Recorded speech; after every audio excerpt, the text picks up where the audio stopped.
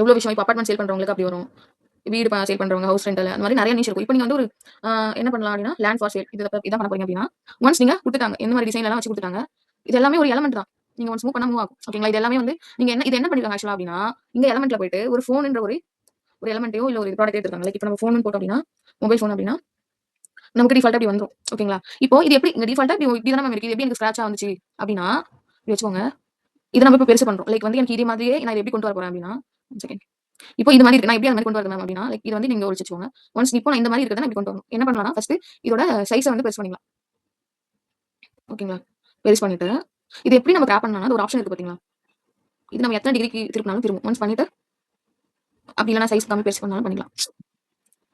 பண்ணிட்டு, இங்க வந்து லேண்ட் இமேஜ் எப்படி அஸ் யூசுவல் லேண்ட் இமேஜோ ஏதோ ஒண்ணு. இத நம்ம சேம் அதே மாதிரி கிராப் பண்ணிக்கலாம். எந்த ஒரு இமேஜையும் நம்ம அதுக்கு தகுந்த மாதிரி கிராப் பண்ணிக்கலாம். ஒன்ஸ் இது இப்படி வச்சுட்டு, அந்த ஃபோனுக்கு தகுந்த மாதிரி நம்ம தான் எடுக்கணும். ஓகேங்களா? புரியுதுங்களா? இப்ப நான் எப்படி மாத்திட்டேன் அந்த சின்ன ஃபோனா இருந்துச்சு. அது எப்படி நான் திருப்பி இவங்க பண்ணியிருக்க மாதிரி பண்ணன்றது?